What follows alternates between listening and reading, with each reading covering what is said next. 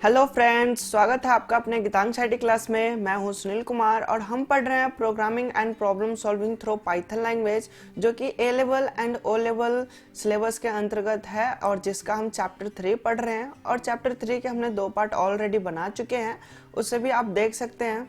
तो हम स्टार्ट करते हैं आज का ये वीडियो लेक्चर। तो आज हम जो पढ़ने वाले हैं वो चैप्टर 3 का जो फर्स्ट टॉपिक है वो है डेटा टाइप। आज हम डेटा टाइप क्या है, डेटा क्या है, हम इन सभी बातों पे फोकस करने वाले हैं। तो सबसे पहले हम समझेंगे कि डेटा क्या कहलाता है, फिर उसके बाद हम समझेंगे कि डेटा टाइप क्या है और पाइथन कौन कौन से डेटा टाइप को सपोर्ट करता है।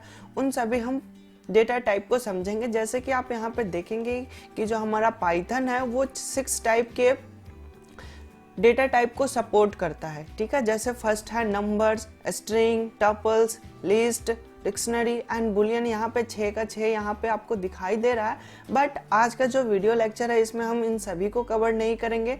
हम आज के इस वीडियो लेक्चर में 2 को ही कवर करेंगे, नंबर एंड स्ट्रिंग, और इसको हम बहुत अच्छे तरीके से समझेंगे।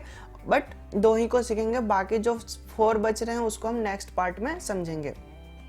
तो हम इन दोनों को समझेंगे, नंबर एंड स्ट्रिंग। इस पे कुछ बेसिक ऑपरेशन भी हम करेंगे, जैसे कि नंबर है और स्ट्रिंग है, तो इन दोनों डेटा टाइप पे हम कुछ बेसिक ऑपरेशन भी समझेंगे।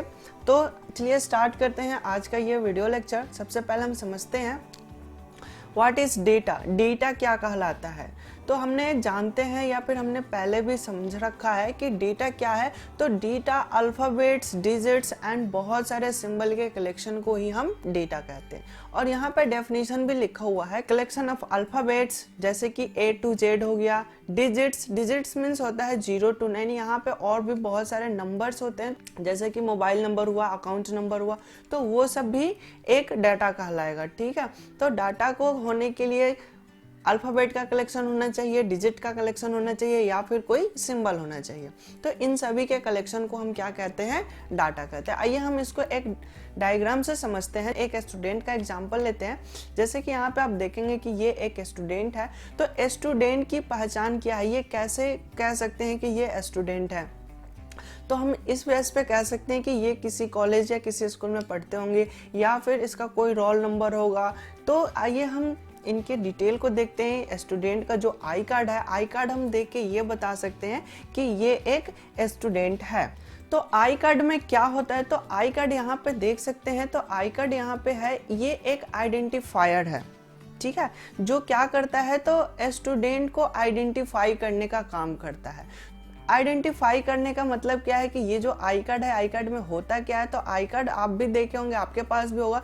तो आई कार्ड में आपका रोल नंबर होगा, आपका नाम होगा, father name, date of birth, address and email ID. तो हमने यहाँ पे जो ये पर्सन है इनका कुछ डिटेल रख रहे हैं। हमने यहाँ पे डमी नाम रख लिया है, डमी हमने ऐसे ही कुछ फादर नेम रख लिया, डेट ऑफ बर्थ रख लिया, इस तरीके से हमने कुछ रख लिया है।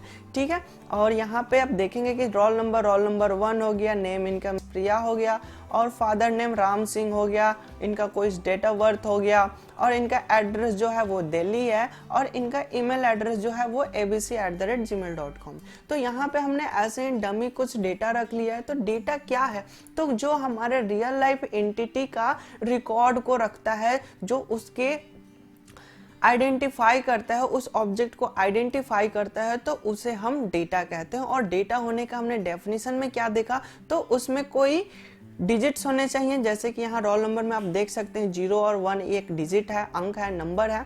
और क्या है, तो अल्फ़ाबेट का कलेक्शन होना चाहिए, जैसे इनके नाम, फादर्स नेम, और ये सब जो है एड्रेस, ये सब क्या है, तो अल्फ़ाबेट का कलेक्शन है। और क्या हो सकता है, तो जो सिंबल का कलेक्शन हो तो उसे भी हम डेटा कह सकते हैं। तो यहाँ पे आप देख सकते हैं जैसे कि abc@gmail.com, तो यहाँ पर डॉट हो गया, @ का सिंबल हो गया। तो ये सब के कलेक्शन को हम क्या कहेंगे, यानी कि हम ये बात तो कह सकते हैं, everything is data which are stored in computer memory. वो सभी डेटा है जिसे हम कंप्यूटर के मेमोरी में स्टोर करके रख सकते हैं, वो सब कुछ डाटा कहलाता है। और डेटा बहुत सारे टाइप्स के होते हैं। तो हम समझते हैं कि टाइप्स क्या क्या है। तो there are 6 standard data type in Python. तो हमारा पाइथन जो प्रोग्रामिंग लैंग्वेज है, हमारा पाइथन जो सॉफ्टवेयर है, वो क्या करता है, तो वो 6 टाइप के डेटा टाइप को सपोर्ट करता है। और वो कौन कौन से हैं, तो यहाँ पे आप उनके लिस्ट भी देख सकते हैं। जैसे कि एक नंबर पे है नंबर। नंबर का मतलब क्या हो सकता है, तो यहाँ पे बहुत सारे नंबर के भी टाइप होते हैं, जैसे कि 1 हो गया, 2 हो गया, बिना डेसिमल वाला हो चुका है, या फिर डेसिमल वाला भी हो सकता है, 2.5 हो सकता है, या फिर कोई कम्प्लेक्स नंबर हो सकता है जैसे 2 + 3i जो कि इमेजिनरी नंबर है। तो ये डेटा टाइप हुआ, और वो किस टाइप का डेटा टाइप हुआ, तो नंबर टाइप का। स्ट्रिंग की बात करें तो स्ट्रिंग का मतलब होता है प्रोग्रामिंग लैंग्वेज में कि जो कोई हम नाम लिख सकते हैं, जो अक्षर का कलेक्शन है, कैरेक्टर का कलेक्शन है, उसे हम स्ट्रिंग कहते हैं। जैसे कि हम यहाँ पे लिखते हैं हेलो, ठीक है। तो ये क्या होता है, तो डबल इन्वर्टेड कॉमा या सिंगल इन्वर्टेड कॉमा के अंदर होता है, जिसे हम स्ट्रिंग कहते हैं। हम यहाँ पे एक और नाम लिख सकते हैं, जैसे कि हमने डबल इन्वर्टेड कॉमा स्टार्ट किया और यहाँ पे हमने लिख दिया प्रिया, तो हेलो प्रिया हमने जैसे लिख दिया, तो ये क्या है, तो डबल इन्वर्टेड कॉमा के अंदर लिखा हुआ है, तो इसे हम स्ट्रिंग कहेंगे। अगर हम डबल इन्वर्टेड कॉमा में 1 2 भी लिख देते हैं तो वो भी स्ट्रिंग के अंतर्गत आ जाएगा। लिस्ट की बात करें तो लिस्ट क्या होता है, तो इसमें बहुत सारे कलेक्शन होते हैं। जैसे मान लीजिए कि हमने बहुत सारे नाम रख लिए, मोहन, सोहन, रोहन, तो इन सभी नाम का जो लिस्ट है, तो उसके लिए हम लिस्ट डेटा टाइप का यूज करेंगे। टपल, डिक्शनरी, ये सब लिस्ट में ही आते हैं और इनके इम्प्लीमेंटेशन अलग है, इनका ऑपरेशन अलग है। तो जब हम इन सभी को बारी बारी से समझेंगे तो उस टाइम पे हम इन सब का डिफरेंस भी समझेंगे और इसको कैसे यूज करना है उसे भी समझेंगे। लास्ट में जो है बुलियन, बुलियन क्या करता है, तो इसमें क्या होता है, या तो ट्रू होगा या तो फॉल्स होगा।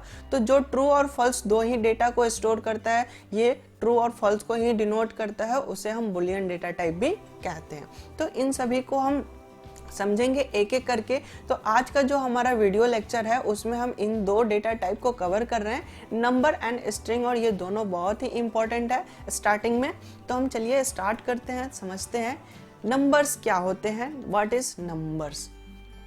तो हम सब जानते हैं, हम बचपन से पढ़ते भी आ रहे हैं कि जो कोई भी न्यूमेरिकल डेटा होता है, जो 1 2 3 4 जो भी नंबर में लिखे जाते हैं, डेटा डिजिट्स में लिखे जाते हैं, उसे हम नंबर कहते हैं। और यहाँ पे लिखा भी हुआ है number data type stored numerical value, यानी कि नंबर एक ऐसा डेटा टाइप है जो न्यूमेरिकल वैल्यू को स्टोर करता है। अब न्यूमेरिकल वैल्यू कुछ भी हो सकता है, जैसे कि मान लीजिए कि मोबाइल नंबर की अगर बात करें तो मोबाइल नंबर का जो यहाँ पे हमने एक ब्लॉक बनाएगा जो डेटा को स्टोर करेगा। हमने समझा था कि मोबाइल नंबर क्या है, तो एक आइडेंटिफायर है, एक वेरिएबल का नाम है, और ये वेरिएबल क्या करता है, तो मेमोरी में जो ब्लॉक बने हुए हैं उसको रेफर करता है, और मेमोरी ब्लॉक में क्या हुआ, तो डेटा स्टोर करेगा। जैसे कि हमने मोबाइल नंबर लिख दिया, कोई भी हम मोबाइल नंबर लिख सकते हैं, जैसे कि 1 2 3 4 5 6, इस तरह से हमने कोई भी जो भी मोबाइल नंबर है 10 डिजिट्स का, वो आप यहाँ पे स्टोर कर सकते हैं, ठीक है। अगर हम बात करें कि किसी की पिन कोड की, तो पिन कोड भी हम यहाँ पे लिख सकते हैं, ठीक है। तो ये सब क्या है, तो न्यूमेरिकल वैल्यू है। तो वैसा ब्लॉक, वैसा डेटा टाइप जो न्यूमेरिकल वैल्यू को स्टोर करता है उसे हम नंबर कहते हैं, ठीक है, नंबर डेटा टाइप कहेंगे। तो जिस भी ब्लॉक में नंबर स्टोर होता है, डिजिट अंक स्टोर होता है, न्यूमेरिकल वैल्यू स्टोर होता है, उसे हम नंबर डेटा टाइप कहते हैं, ठीक है। यहाँ तक तो क्लियर हो चुकी है। अब क्या है कि नंबर तो बहुत सारे होते हैं। पाइथन में नंबर कितने टाइप के हैं, पाइथन हमारा कितने टाइप्स के नंबर को सपोर्ट करता है, तो आइए अब हम टाइप्स को भी देख लेते हैं प्रोग्रामिंग टेक्निकल वर्ड में। तो यहाँ पे आप देखेंगे फर्स्ट जो है वो है इंट। इंट का फुल फॉर्म होता है इंटीजर। इंटीजर का मतलब है कि number with no fraction part, यानी कि उसमें कोई फ्रैक्शन पार्ट नहीं होगा, तो वो इंटीजर नंबर कहलाएगा। अब इंटीजर नंबर में पॉजिटिव हो सकता है और नेगेटिव हो सकता है, दोनों टाइप के यहाँ पे डेटा हो सकते हैं। बट यहाँ पे क्या है कि यहाँ पे फ्रैक्शन नहीं होना चाहिए, यानी कि कोई भी पार्ट यहाँ पे दशमलव में नहीं होना चाहिए। यहाँ पे विदाउट डेसिमल नंबर वाला को ही हम यहाँ पे इंटीजर कहेंगे। अब हम सेकंड समझते हैं। सेकंड क्या है, लॉन्ग। लॉन्ग का मतलब क्या है कि जो लंबा, बहुत बड़ी अमाउंट का, बहुत बड़ी लेंथ का जो नंबर होगा, जैसे कि mobile number, bank account number जो 16 डिजिट का है, वो सब, तो वो सब क्या कहलाएगा, long. Integers of unlimited size, यानी कि इंटीजर हो और वो अनलिमिटेड हो, यानी कि उसकी जो लेंथ है वो बहुत बड़ी लेंथ का हो, तो उसे हम लॉन्ग कहते हैं, लॉन्ग इंटीजर। अगर फ्लोट में है तो लॉन्ग फ्लोट कहेंगे। और लॉन्ग को हमें डिनोट करना है तो उसे हम कैपिटल एल या स्मॉल एल से यहाँ पे हम डिनोट करते हैं। अगर लास्ट में एल लिखा हुआ है इसका मतलब क्या है कि ये लॉन्ग डेटा टाइप है। ठीक है, नेक्स्ट जो नंबर का टाइप है वो है फ्लोट। फ्लोट कहता है real numbers with fractional part. जो नंबर होगा वो रियल नंबर होगा, बट उसके साथ क्या होगा तो फ्रैक्शनल पार्ट होगा। जैसे कि आप यहाँ पे देख सकते हैं, यहाँ पे लिखा हुआ है 2.5, तो ये क्या कहलाएगा, फ्रैक्शनल पार्ट कहलाएगा या फिर फ्लोट नंबर कहेगा। अगर हम सिंपल लैंग्वेज में समझे तो जिसमें भी दशमलव आ गया, जिसमें भी पॉइंट आ गया, वो फ्लोट नंबर कहलाएगा। अगर बिना पॉइंट वाला नंबर है तो उसे हम इंटीजर कहेंगे। अगर हम बात करें कि 2.0 तो ये क्या कहलाएगा, ये भी फ्लोट नंबर ही कहलाएगा। अगर हम केवल 0.2 लिखते हैं तो ये भी हमारा फ्लोट नंबर ही कहलाएगा। अगर हम सिंपल 2 लिखते हैं तो ये क्या कहलाएगा, तो ये हमारा इंटीजर कहलाएगा। तो ये दो पार्ट होते हैं, दो टाइप्स होते हैं नंबर के। अगर हम अपने नॉर्मल मैथ की बात करें तो दोनों का मीनिंग तो सेम ही है, क्योंकि पॉइंट के बाद अगर 0 है तो उसका मतलब भी 2 ही है, और वैसे नॉर्मल 2 लिखा हुआ है तो ये भी 2 ही लिखा हुआ है, तो दोनों का मीनिंग सेम है। बट अगर हम प्रोग्रामिंग लैंग्वेज में बात करें, इसके टाइप की बात करें, तो ये दो टाइप के होते हैं। ये होता है इंटीजर, जिसे कि हम शॉर्ट में इंट कहते हैं, और ये है हमारा फ्लोट, जिसे कि हम फ्रैक्शनल न्यूमेरिकल कहते हैं, फ्रैक्शनल पार्ट वाला नंबर कहते हैं। अब हम थर्ड समझते हैं, तो थर्ड जो है वो है कम्प्लेक्स नंबर। कम्प्लेक्स नंबर क्या होता है, तो यहाँ पे लिखा हुआ है जो a प्लस बी जे के फॉर्म में लिखा हो तो उस वैसे नंबर को हम कम्प्लेक्स नंबर कहते हैं। वैसे यहाँ पे लिखा हुआ है in the form of a plus B J. J यहाँ पे क्या है, तो यहाँ पे दो पार्ट होते हैं। दो पार्ट कौन कौन से होते हैं, तो where a form is a real part. एक पार्ट जो होता है वो रियल पार्ट होता है, और सेकंड पार्ट जो होता है वो होता है इमेजिनरी पार्ट। ठीक है, तो वही चीज यहाँ पे लिखा हुआ है कि जो a है वो रियल पार्ट है और जो b है वो इमेजिनरी पार्ट है of complex number. Complex number का जैसे कि यहाँ पे एग्जांपल भी आप देख सकते हैं, लिखा हुआ है 3.14j। तो यहाँ पे दो पार्ट है, एक पार्ट जो है वो है रियल पार्ट और सेकंड पार्ट जो है वो है इमेजिनरी पार्ट। ठीक है, तो यहाँ हमने कॉम्प्लेक्स नंबर को भी समझ लिया। तो इन सब का हम प्रैक्टिकली भी देख लेते हैं, प्रैक्टिकली कैसे करेंगे। और प्रैक्टिकली हम इसको समझते हैं कि अगर हमें टाइप पता करना है कि ये कौन से टाइप का है तो हम कैसे करेंगे। तो हम पाइथन स्टार्ट करते हैं। यहाँ पे हमने पाइथन को सर्च किया, हम यहाँ पे IDLE को ऑन करते हैं, ये क्योंकि ये GUI बेस्ड है और इस पे काम करना बहुत ही आसान हो जाता है। और यहाँ पे ये ओपन होके आ चुका है। तो अब हम नंबर को समझ रहे थे, तो यहाँ पे हम नंबर देखते हैं। जैसे कि हम मान लिए कि हमने लिखा a assign 5। ठीक है, अब यहाँ पे a क्या है, तो a एक आइडेंटिफायर है, यानी कि एक वेरिएबल है जिसमें कि 5 असाइन हुआ है। अगर हम ये जांच करें, ये पता करना चाहते हैं कि a किस टाइप के वैल्यू को स्टोर किया, तो यहाँ पे एक बहुत ही बेहतरीन फंक्शन है जिसका हम यूज करेंगे। उस फंक्शन का नाम है टाइप, TYPE, यानी कि जो वेरिएबल है उसका टाइप क्या है। तो टाइप हम यहाँ पे पता कर सकते हैं। टाइप में हमने जैसे लिखा a, क्योंकि हमें a की वैल्यू पता करना है कि ये किस टाइप के वैल्यू को स्टोर किया हुआ, तो हमने एंटर बटन किया। तो यहाँ पे आप देख सकते हैं, यहाँ पे क्लास लिखा हुआ, यानी कि टाइप एक क्लास का ऑब्जेक्ट है, कोई ऑब्जेक्ट है जिसमें क्या है, तो इंट टाइप है। ठीक है, यहाँ पे शो हो रहा है कि इंट। ओके, यहाँ पे आप समझ सकते हैं कि a की टाइप क्या है, इंट। ठीक है, अगर हम बिना वेरिएबल में रखे भी हम इसको यूज कर सकते हैं। जैसे कि हम यहाँ पे लिखते हैं TYPE, टाइप स्पेलिंग गलत नहीं होना चाहिए। अब यहाँ पे लिखते हैं 4.5। अब हमने डायरेक्ट ब्रैकेट बंद किया और एंटर बटन प्रेस किया, तो 4.5 का टाइप क्या हो गया, यहाँ पे फ्लोट हो गया। ओके, आई होप कि ये चीज़ क्लियर हो चुकी होगी कि नंबर के टाइप कौन कौन से हैं, उसे हमने देख लिया। और भी हम यहाँ पे देखते हैं, जैसे कि हमने लॉन्ग की बात की थी, तो लॉन्ग तो होगा बट यहाँ पे दिखाई नहीं देगा कि ये लॉन्ग है। जैसे कि हमने यहाँ पे टाइप में लिख दिया, कोई बहुत बड़ी नंबर हमने लिख दिया, इतने सारे नंबर लिख दे और जैसे हमने एंटर बटन प्रेस किया तो यहाँ पे क्या दिखा रहा है, तो इंट ही दिखा रहा है, बट ये क्या है, तो लॉन्ग इंट है, बिकॉज कि यहाँ पे जो डिजिट्स है वो बहुत बड़े लेंथ की है। अगर 4-5 डिजिट से ज़्यादा हो रहा है तो वो लॉन्ग टाइप में आ जाता है, ठीक है। और लॉन्ग को हम कॉपी में अगर दिखाना चाहते हैं तो वहाँ पे हमें स्मॉल एल या फिर कैपिटल एल डिनोट करना पड़ता है। तो अब हम एक और जो देखे थे कम्प्लेक्स, उसको भी समझ लेते हैं। तो कम्प्लेक्स के लिए हम यहाँ पे लिखते हैं टाइप, और टाइप में हम लिखते हैं 3 + 4j, ठीक है। हमने यहाँ पे एक नंबर लिखा और जैसे हमने एंटर बटन प्रेस किया तो यहाँ पे अब देखेंगे कि इसका टाइप क्या आ रहा है, तो कम्प्लेक्स आ रहा है, ठीक है। तो यहाँ पे हमने ये बातें समझ ली कि जैसे कि हमने यहाँ पे एक नॉर्मल वेरिएबल में भी हमने लिख के दिखाया कि जैसे कि 5 है तो 5 के डेटा टाइप क्या है, तो वो है इंट, बिकॉज कि इसमें कोई पॉइंट नहीं है। अगर हमने पॉइंट वाली वैल्यू दी थी तो उसकी यहाँ पे रिजल्ट आया कि ये एक फ्लोट टाइप का डेटा टाइप है। और यहाँ पे हमने लॉन्ग नंबर भी दिया तो वो भी यहाँ पे इंट आ रहा है, बिकॉज कि ये लॉन्ग को नहीं दिखाता, बट यहाँ पे क्या है कि अगर 3 या 4 डिजिट से ज़्यादा अगर नंबर हो रहा है तो वो लॉन्ग में आ जाता है, ठीक है। और लॉन्ग को अगर हम रिप्रेजेंट करना चाहते हैं अपने प्रोग्रामिंग में तो वहाँ पे हमें एल डिनोट करना पड़ता है, या तो कैपिटल एल या तो स्मॉल एल।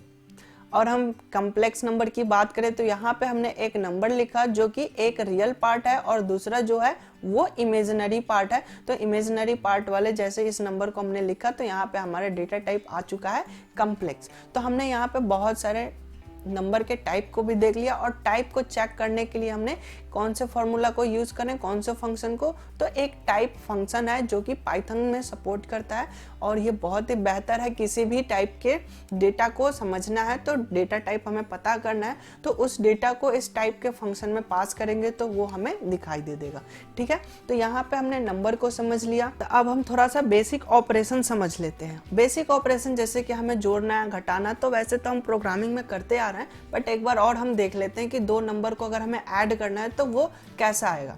जैसे कि हम करते हैं कि हम जैसे ए में रखा हुआ है 5, एक बार मैं फिर से बना देता हूँ। जैसे कि हमने लिखा num1, नंबर 1 में रख दिया 5, एंटर। नंबर 2 में हमने रख दिया जैसे कि 5.2, ठीक है। अब क्या करते हैं, तो एक हम नंबर 3 बनाते हैं और नंबर 3 में हम रखते हैं नंबर 1 प्लस नंबर 2, यानी कि नंबर 1 और नंबर 2 को ऐड करो और ऐड करने के बाद नंबर 3 में रख दो, और जब नंबर 3 में आ जाएगा तो नंबर 3 को प्रिंट कर दो, ठीक है। और आप बताइए कि यहाँ पे प्रिंट क्या आएगा। अगर हम प्रिंट में लिखते हैं num3 तो रिजल्ट क्या आना चाहिए, तो 5 + 5.2, तो रिजल्ट ऑब्वियसली आएगा 10.2। अब हम ये पता करना चाहते हैं कि एक तो हमारा नंबर 1 की अगर टाइप पता करें तो नंबर 1 की टाइप क्या होगी। यहाँ पे हम देख लेते हैं type, जैसे कि हम जानते हैं कि उसमें कोई पॉइंट वाला वैल्यू नहीं है तो वो क्या कहलाएगा, इंटीजर कहलाएगा, इंट टाइप का। तो हमने num1 का टाइप चेक किया तो यहाँ पे इंट आ रहा है। फिर हम यहाँ पे num2 का टाइप देख रहे हैं तो num2 का टाइप क्या आएगा, तो यहाँ पे फ्लोट आएगा। तो अब क्वेश्चन ये उठता है कि यहाँ पे हमने दोनों को एडिशन किया है num3 में, तो num3 का टाइप क्या होना चाहिए। तो आप बताइए कि num3 का टाइप क्या होना चाहिए। वैसे तो हम यहाँ पर देखेंगे ही, तो आप सोच सकते हैं जैसे कि हमने यहाँ पे देखा है कि जिसमें भी पॉइंट वाली वैल्यू आता है उसे हम फ्लोट कहते हैं। तो num3 की वैल्यू क्या है 10.2, तो ऑब्वियसली ये फ्लोट टाइप का होगा। तो हमने यहाँ पे देख भी लिया कि जो हमारा num3 है, num3 का डेटा टाइप क्या हो चुका है, तो फ्लोट। तो हमने यहाँ पे बेसिक ऑपरेशन भी देख लिया। अब हम नेक्स्ट टॉपिक पे चलते हैं, अपने नेक्स्ट पॉइंट पे, जो कि है स्ट्रिंग। तो हम यहाँ से देखते हैं नेक्स्ट टॉपिक जो है स्ट्रिंग। स्ट्रिंग क्या है, अब हम स्ट्रिंग को समझते हैं। जैसे मैंने इंट्रोडक्शन में पहले ही बता दिया कि जो भी हम कैरेक्टर लिखते हैं जो डबल इन्वर्टेड कॉमा में लिखा जाता है उसे हम स्ट्रिंग कहते हैं। तो यहाँ पे स्ट्रिंग का एक डेफिनेशन देखते हैं जो बहुत ही अच्छी है। The string can be defined as a sequence of characters, यानी कि स्ट्रिंग क्या है, तो बहुत सारे कैरेक्टर के सीक्वेंस है, एक अरेंज किया हुआ ऑर्डर है, तो उसे हम स्ट्रिंग कहेंगे। Represented in the quotation mark, यानी कि कोटेशन मार्क के अंदर वो रिप्रेजेंट किया गया हो। जैसे कि हम यहाँ पे बात करते हैं, यहाँ हम लिखते हैं APPLE, ठीक है। यहाँ पे क्या है, तो फर्स्ट लाइन कह रहा है कि string can be defined as a sequence of character. यहाँ पे बहुत सारे कैरेक्टर का सीक्वेंस है, APPLE, यानी कि यहाँ पे 5 कैरेक्टर का सीक्वेंस है। And represented in the quotation mark, अगर हम यहाँ पे कोटेशन मार्क का यूज कर देते हैं, यहाँ पे हमने सिंगल कोट दे दिया।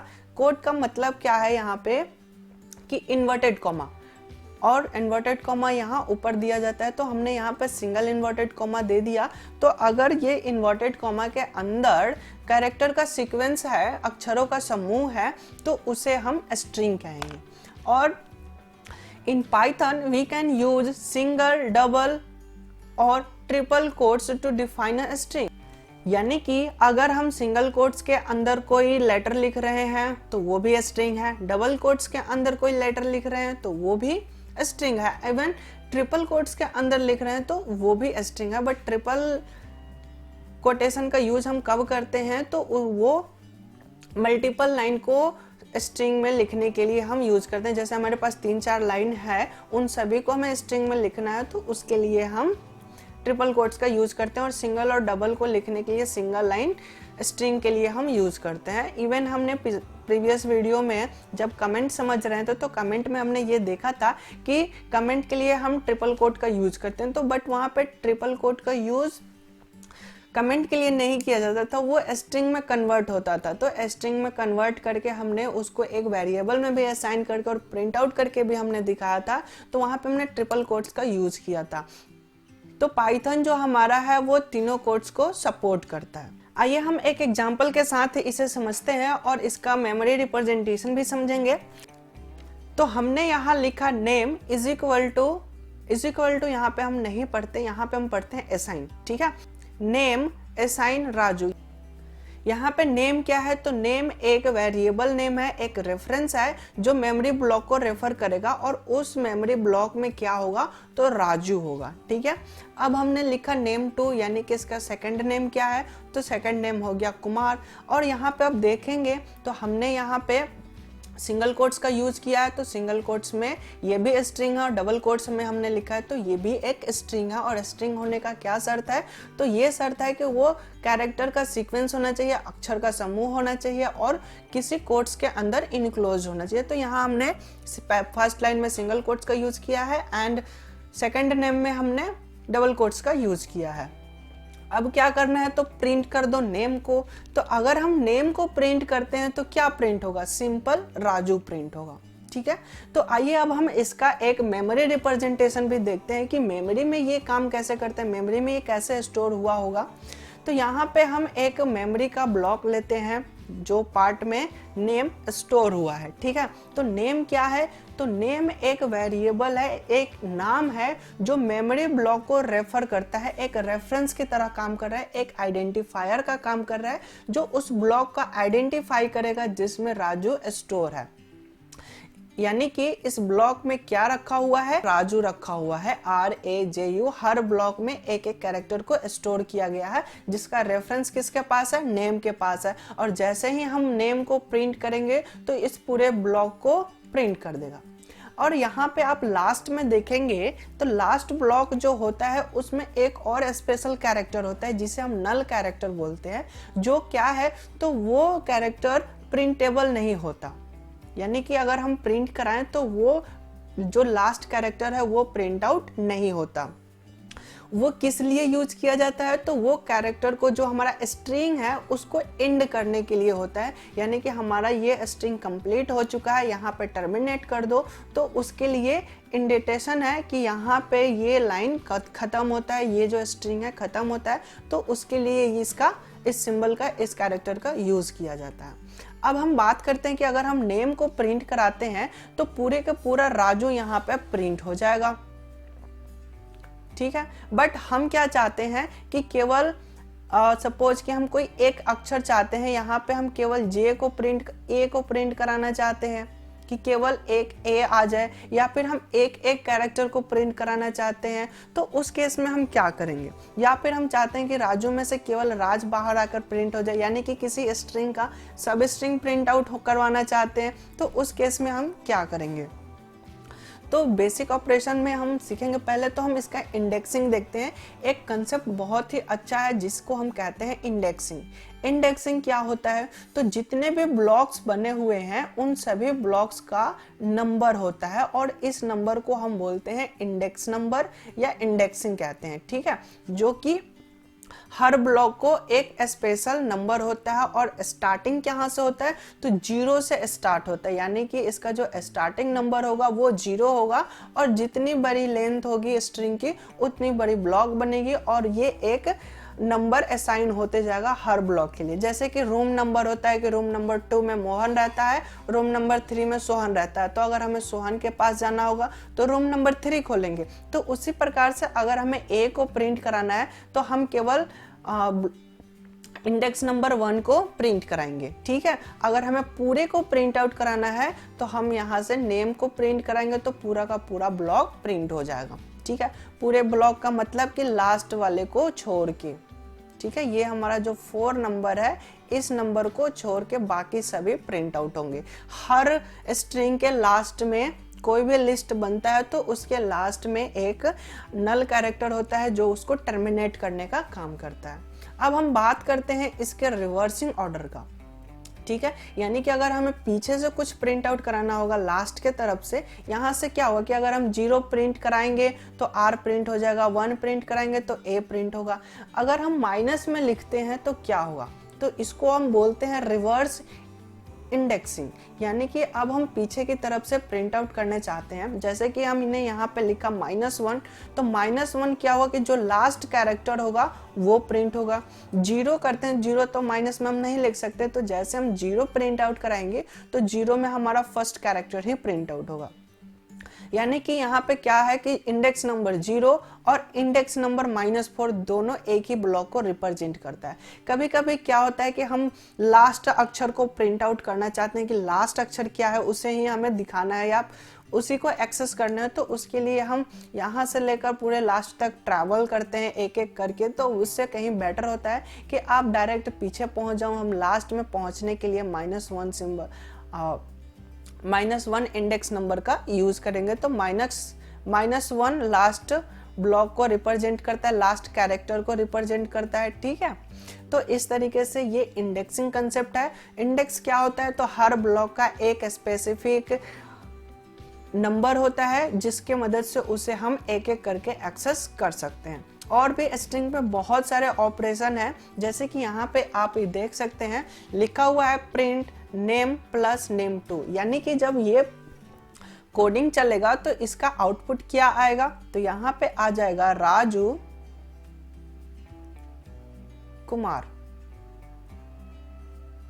ठीक है, तो यहाँ पे दोनों को एडिशन कर दिया। एडिशन यहाँ पे नहीं, यहाँ पे कोई नंबर थोड़े ना है कि ऐड कर दिया। जैसे कि हमने लिखा 2 + 5 = 7, तो ये कोई न्यूमेरिकल वैल्यू नहीं है इसे कि ऐड कर देगा। तो यहाँ पे क्या होता है, तो इसको हम बोलते हैं कॉन्कैटिनेशन, यानी कि फर्स्ट स्ट्रिंग के जस्ट उसके पीछे सेकंड स्ट्रिंग को ऐड कर दो। ऐड करने का मतलब कि एक साथ उसको ज्वाइंट कर दो। ठीक है, तो और भी हम देखते हैं और भी बेसिक ऑपरेशन कौन कौन से हैं। तो स्ट्रिंग की जो ऑपरेशन है उसको हम देखते हैं।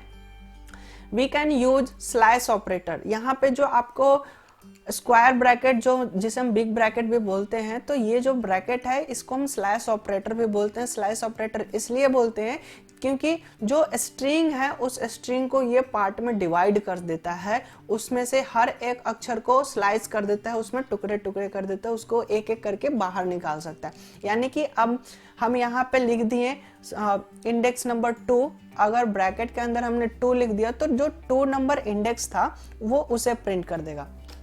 तो 2 नंबर इंडेक्स क्या था, जैसे यहाँ पे मैं लिख दूं RAJU राजू, तो यहाँ पे 0, 1 और 2, तो 2 नंबर में क्या प्रिंट आउट होगा, तो J नंबर जो है वो प्रिंट आउट हो जाएगा। ठीक है, इसलिए इसको स्लैश ऑपरेटर कहा जा रहा है।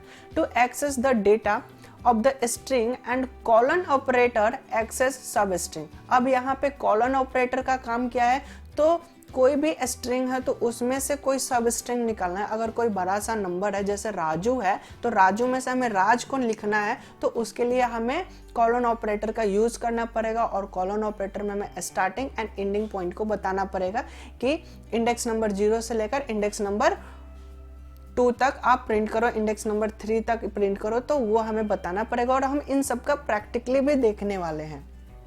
पहले हम इन सभी ऑपरेशन को देख लेते हैं कि कौन कौन से ऑपरेशन है, उसके बाद हम इन सब का प्रैक्टिकली भी देखेंगे।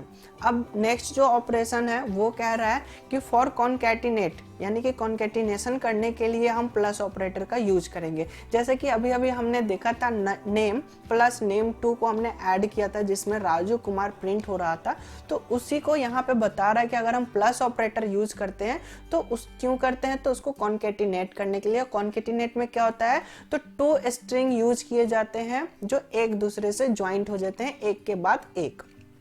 ठीक है, इन सभी का हम प्रैक्टिकली भी करके देखेंगे, प्रोग्राम भी रन करा के देखेंगे। And any string repeat some specific time use asterisks operator and specify the number. यानी कि अगर कोई स्ट्रिंग है, जैसे सपोज राजू ही है, तो राजू को अगर हमें 5 बार प्रिंट कराना है तो हम एस्टेरिक सिंबल का यूज करेंगे और हमें एक नंबर स्पेसिफाई करना पड़ेगा कि हमें कितने बार रिपीट करना है। तो एस्टेरिक का मतलब कि ये है 5 स्टार हमने दे दिया। तो अब इसका आउटपुट क्या आ जाएगा, राजू राजू राजू, ये कितने बार आएगा, तो 5 टाइम प्रिंट करेगा। ठीक है, इसी तरह से रिपीट करते जाओ। तो रिपीटेशन करने के लिए हम स्टार का यूज करते हैं, एस्टेरिक ऑपरेटर बोलते हैं, और कॉन्कैटिनेट करने के लिए हम प्लस ऑपरेटर का यूज करेंगे। एंड सब स्ट्रिंग को यूज करने के लिए, सब स्ट्रिंग करने के लिए हम कॉलन ऑपरेटर का यूज करेंगे। अगर एक एक डिजिट को निकालना है तो वहां पे हम स्लैश ऑपरेटर का यूज करेंगे। वैसे कॉलन में भी स्लैश ऑपरेटर यूज होता है। तो आइए हम इन सब का एक प्रैक्टिकली भी देख लेते हैं, करके भी देखते हैं बेसिक ऑपरेशन। तो हम यहाँ से पाइथन को ऑन कर लेते हैं। हमारा पाइथन यहाँ से ऑन हो चुका है और हम यहीं पे इन सबको क्लियर कर लेते हैं। पहले तो हम स्ट्रिंग को यूज करते हैं, तो पहले तो हम टाइप चेक कर लेते हैं। जैसे हमने यहाँ पे लिखा TYPE टाइप, और टाइप में हमने कोई डबल इन्वर्टेड कॉमा में लिख दिया जैसे कि हेलो, और यहाँ पे हमने ब्रैकेट बंद करके एंटर कर दिया। तो यहाँ पे आप देखेंगे कि str प्रिंट हो रहा है, तो स्ट्रिंग को शॉर्ट में हम str भी कहते हैं। ओके, अब हम एक वेरिएबल भी बना लेते हैं। जैसे कि हमने लिख दिया str और यहाँ पे हमने असाइन कर दिया हेलो स्टूडेंट। ठीक है, और यहाँ पे हमने ब्रैकेट बंद, यहाँ पे हमने इन्वर्टेड कॉमा बंद कर दिया, और हमने यहाँ पे जैसे एंटर बटन प्रेस करेंगे, अब हम फिर str जो हमने लिखा है कैपिटल S से, इसका भी डेटा टाइप चेक कर लेते हैं। टाइप str, और यहाँ पे हमारा जो str लिखा हुआ है वो कैपिटल S से लिखा हुआ है। हमने एंटर बटन किया तो यहाँ पे आप देखेंगे कि यहाँ भी str प्रिंट हो रहा है। तो हमने टाइप तो चेक कर लिया। अब हम क्या करते हैं, इसको प्रिंट आउट करके देखते हैं। प्रिंट str, और हमने एंटर बटन किया तो यहाँ पे प्रिंट हो चुका है हेलो स्टूडेंट। यहाँ हमने डबल इन्वर्टेड कॉमा का एग्जांपल देखा। एक बार हम सिंगल इन्वर्टेड कॉमा को भी देख लेते हैं। जैसे कि हम यहाँ पे लिखते हैं str2, और यहाँ पे हमने सिंगल इन्वर्टेड कॉमा दिया,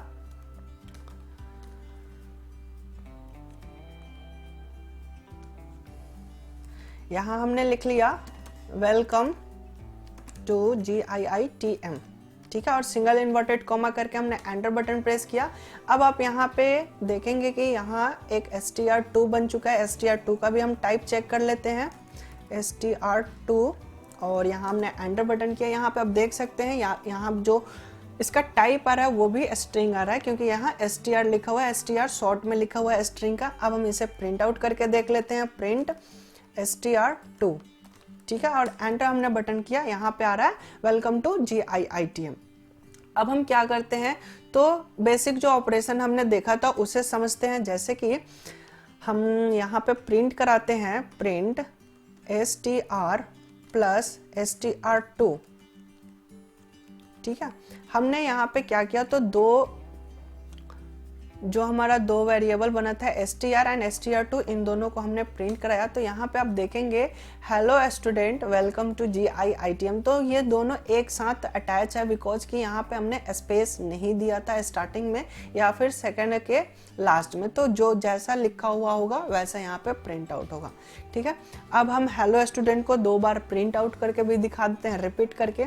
तो यहाँ पे हमने लिख दिया प्रिंट str, एस्टेरिस्क सिंबल का हम यूज कर रहे हैं, और यहाँ पे हमने लिख दिया 3 और ब्रैकेट बंद कर दिया और एंटर बटन प्रेस कर दिया। तो यहाँ पे आप देखेंगे आ गया हेलो स्टूडेंट, फिर हेलो स्टूडेंट, फिर 3 टाइम्स भी आ गया हेलो स्टूडेंट। ठीक है, तो यहाँ पे हमने इन सभी को समझ लिया बेसिक ऑपरेशन। और क्या रह रहा है, तो यहाँ पे हमें इंडेक्सिंग वाला रह रहा है कि हमें इंडेक्स की मदद से कैसे एक्सेस करना पड़ेगा। तो जैसे कि हम बहुत ही सिंपल लेके चल रहे हैं, हमने यहाँ पे इन सबको आगे बढ़ा दिए। अब हम यहाँ पे लिखते हैं, जैसे कि एक हम लिखते हैं कोई सा भी हम वेरिएबल बना लेते हैं, जैसे कि टेक्स्ट TEXT। ठीक है, टेक्स्ट में हमने लिख दिया हेलो। ठीक है, अब हम यहाँ पे एंटर बटन प्रेस करते हैं। अब यहाँ पे हम समझते हैं कि 0 नंबर पे है H, 1 नंबर पे है E, फिर 2 नंबर पे है सिंगल L, फिर 3 नंबर पे है L और फिर 4 नंबर पे है O।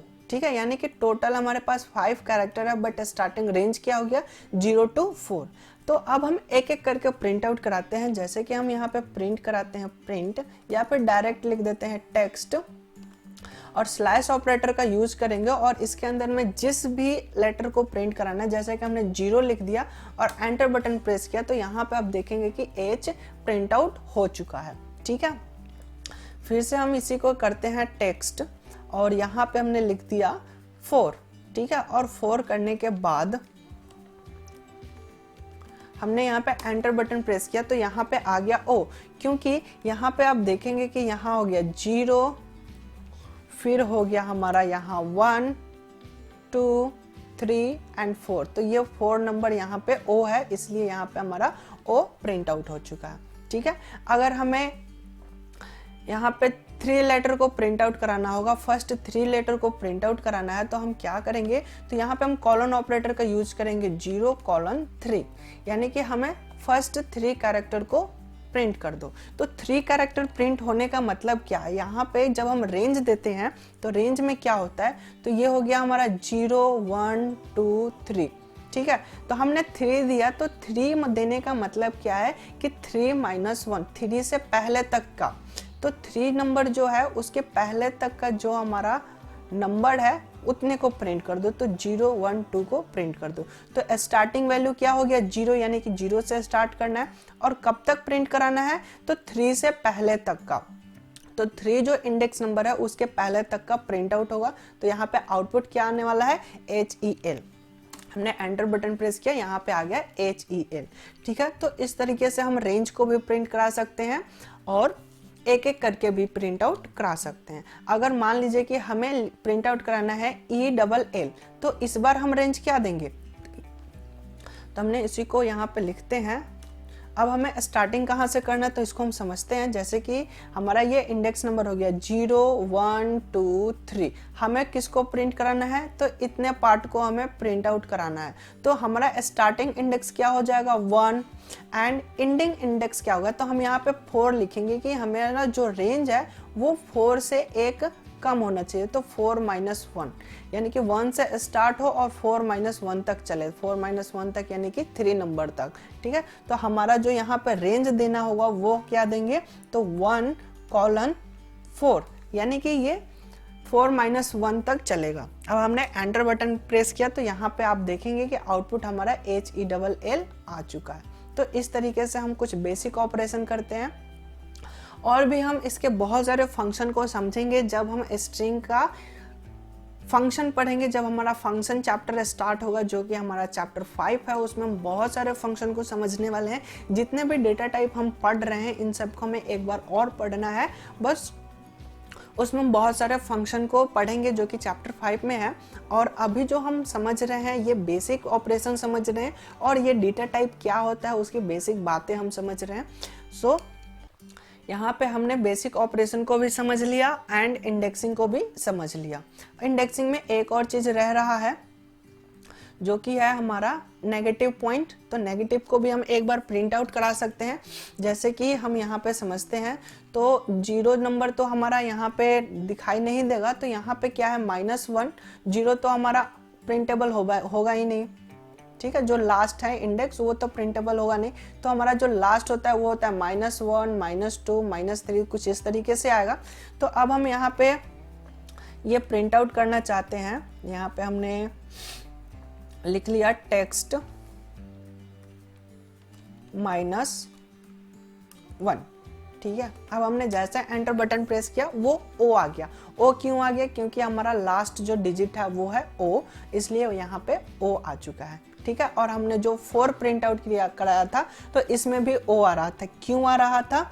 तो यहाँ पे हम समझ लेते हैं एक बार कि हमारा जो इंडेक्स नंबर है पॉजिटिव वाला तो वो कुछ इस तरीके से था। ठीक है, और यहाँ पे हमने -1, -2, -3, तो इस तरीके से।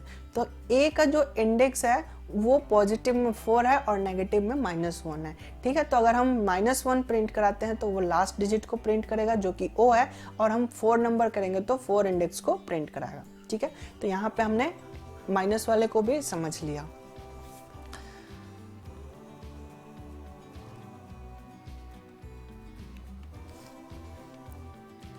तो आज के जो वीडियो लेक्चर है इसमें हमने क्या क्या समझा, डेटा क्या है इसे समझा, और डेटा टाइप कितने हैं उसे भी समझ लिए, और नंबर और स्ट्रिंग की जो बेसिक बातें और उसकी जो बेसिक इंफॉर्मेशन थी, ऑपरेशन था, उसे भी हमने समझ लिया, और बेसिक ऑपरेशन जो था उसे भी हमने समझ लिया।